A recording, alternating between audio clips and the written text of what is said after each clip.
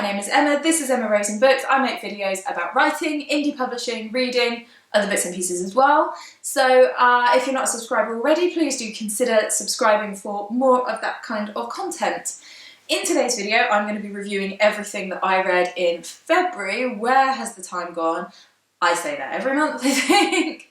I really can't speak today as well. This is like the third time I've tried to film this video and I'm just stumbling all over my words. So anyway, we'll see how this goes. So the first book that I read in February was Checkmate by Malorie Blackman. By the way, there's a link to my Goodreads below. If you're interested, you can follow me on there. I tend to write quite short reviews on there, but if you want to see what I'm reading and all that stuff, then the link's below. So, Checkmate by Malorie Blackman is the third in the Noughts and Crosses series. So I read Noughts and Crosses and the second one, which I can't remember what it's called. Oh, it says on the back, Knife Edge. I read those last year and really enjoyed them. So I've just read 3 and 4 this month. So the Noughts and Crosses series, if you're not familiar with them, centre around two families, the Hadley family and the McGregor family. So the Hadley family are crosses, which in this book that's like a slang word for black people, and the McGregor family are white. And the McGregor family, the mum of their family worked for the mum of the Hadley family. And in these books, your kind of preconceptions about race are all turned on their head. So it's white people who are fighting for equality, who are in the minority, who tend not to be in government, and all of that kind of stuff. So everything that you think about race and about equality everything is just switched on its head, which makes it very thought-provoking because it does make you see things from the other perspective by being able to put yourself in their shoes as a white person reading it. And I think it's very, very clever. And each one of these books centres around kind of a different issue around equality. So the first one was around, well, the first one and the second one both had like terrorist groups and things like that, and looking at, but as in like people fighting for equality and but doing that in like a violent way, and they're just very interesting. So this one centres around a character called Callie, who's the daughter of two of the characters from previous books. Don't want to give spoilers, especially not with the adaptation coming out this week, which I'm really looking forward to. So when this video comes out, it will have been out yesterday. So let me know in the comments if you watched it and what you thought. So yeah, this centres around Callie, and it says her father's family has a complicated history, one tied up with the fight for equality for the Naught population. And as Rose she's also called Rose, takes her first steps away from Sephi and into that world, she finds herself drawn inexorably into a dangerous, deadly game. A game of very high stakes that can have only one winner. So it's sort of family politics, but also politics on a grander scale. It's just like the others, it makes you think. Callie's a really good character. She is mixed race, and it goes into more of that, and how that, like,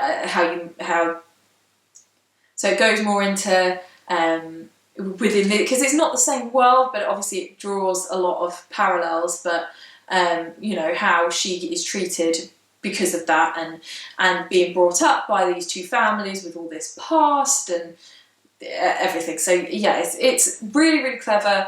I liked this one better than the second one. The second one I liked, and I think it gave it 4 stars. This is when I say about how much I like them. I liked them all a lot, but yeah, this one edged it on the second one, because the second one, so Sephi, the mum, is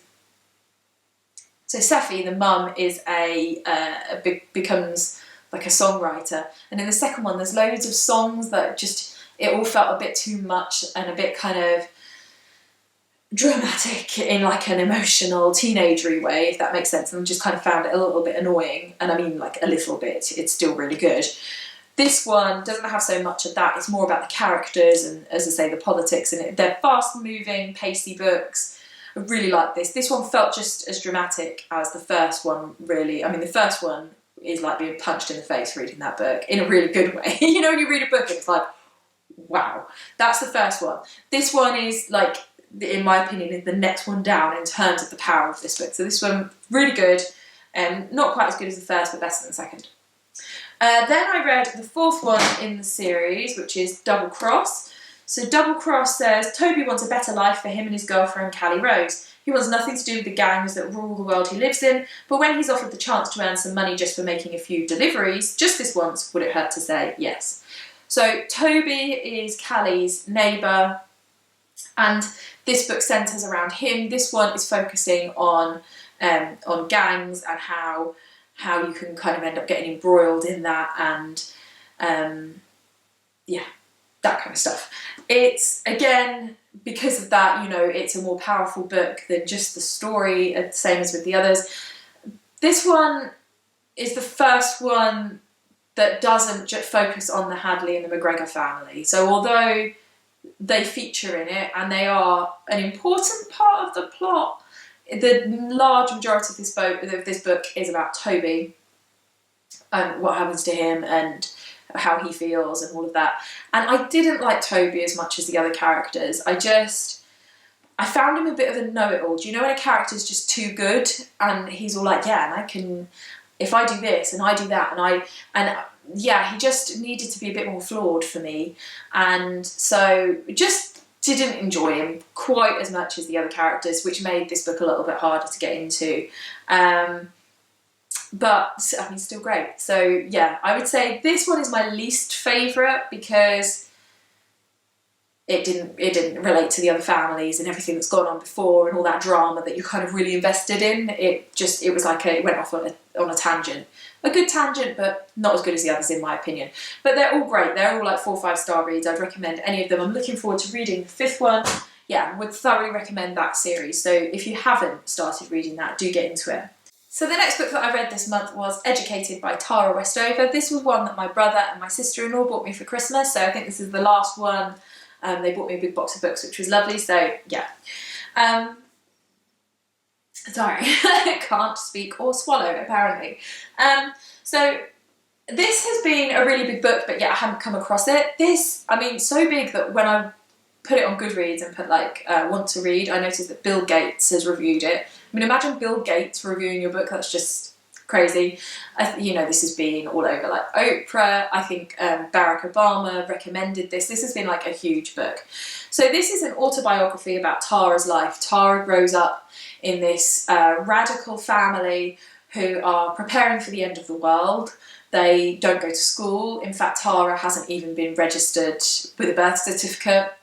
They live like this unbelievable life, and it's about her kind of seeking an education, I guess, and then what that education does for her. I did really like this book. I found it very interesting. Obviously it's a very different kind of life, and thinking about the impact of that kind of I mean, it all came from a sort of religious place. They're an extreme Mormon family, so they take everything to the extreme. I mean, I have Mormon people in my family. Like, it's nothing like this. This is like extreme, you know. And it's like they don't wear seat belts because they think that God will protect them, and what will be will be. It's that kind of stuff. Like, and they don't go to school. They don't trust the government. They won't go to the doctor. They won't. I mean, the most horrendous medical emergencies arise in this, and they just deal with it at home and won't go to the doctors, won't go to the hospital. So it's unbelievable, the life that she led. And then it then goes into her education. Ultimately, Tara Westover ended up with a PhD, but it goes through, you know, how she felt and how, you know, imagining going to like a top university when you've never even been to school. So it's really, really interesting and an important book in, you know, raising awareness of this kind of life, this kind of experience. There's also some uncomfortable relationships in this family. Her brother is very abusive to her, and yeah, you know, it raises awareness of all of these kind of things. It's very compelling. It's an easy read, as you know, it's a page turner. My reservations about this book, though, come from the fact that she has used pseudonyms for certain members of her family, not all of them, but some of them. And, you know, she's saying some pretty terrible things that have happened to her. And I expected that those people, for her to be able to write this book, had either had some kind of implications for what happened, or that they died since, and so she was kind of able to write about it, but they hadn't. And I was left feeling a bit uncomfortable of like, well, for I guess all of the members of her family, of like, well, you know, they're just trying to live their lives with all of this stuff having happened, and then what implication does this book have? And I think that that's all intensified for me, because when you look up this book, it doesn't take very much to then discover members of her family and people talking about, oh yeah, you know, this is her mum's business, and this is, you know, and having identified who her family are, who the people are that she's talking about. And so I was just left feeling a bit uncomfortable of like, well, some of the things that are talked about in this book should have been investigated. Maybe they have been investigated, I don't know. And then there are other people who weren't involved in that, and I don't know. And obviously it's not my business to know any of that, but I just was left a bit uncomfortable in terms of the things that she was saying that had happened, which are important things for her to say. As I say, I don't want this to come across that I don't think the book should have been written. And then what that could mean for individuals, I guess, especially in this day and age. Maybe it's because I just read So You've Been Publicly Shamed. But just, I don't know. It was just like slight discomfort when I finished it about certain characters, and I don't know, but a really good book and a really important book, so don't get me wrong, but I mean, it's the hazards of writing anything autobiographical, but I've written an autobiography, and I spoke to the people who are in my book, and it's hard, and because what she's writing about is so extreme, I think that just added another level, and I think that's why it made me uncomfortable. So, I think I rated it as a 4-star book. It's a great book, and I really would recommend it, but I would be doing a disservice if I didn't say that there were those elements of it that just left me feeling uncomfortable, rather than finish reading it feeling like empowered or passionate or angry, or however. I was kind of left feeling a bit like, I don't know, So anyway, then the next book that I read in February was Dear Laura, Letters from a Mother to Her Daughter by Laura Hurd and June Hurd. This was one that a friend of mine gave me and said, read this, because she does things like that, because she just wants me to read books for her. So I did. And I knew nothing about this book. I was just like, yeah, all right, I'll read it. And I think maybe that's why I like this book, but sorry, that was my fish, if you heard that.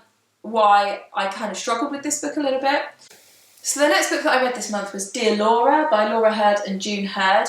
This book was given to me by a friend who likes to give me books and just say, read this for me. So thanks for that. So I came into this book knowing nothing about it.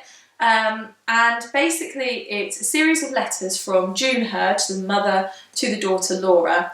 I don't know any of Laura Hurd's other work. So Laura Hurd is a writer, and I didn't know that when I started reading this book. And I started reading it kind of going, who are you people? Because I kind of didn't understand why this book had happened, if that makes sense. Anyway, so which also didn't help. When you're reading something, you're like, I don't get it. Laura Hurd is a writer, and she felt that her mother's writing was really beautiful, and it is really beautiful, so she made a book of her mother's letters to her while she was at university. She was at university in the 80s, I think, and so it's quite nostalgic for like 80s university times.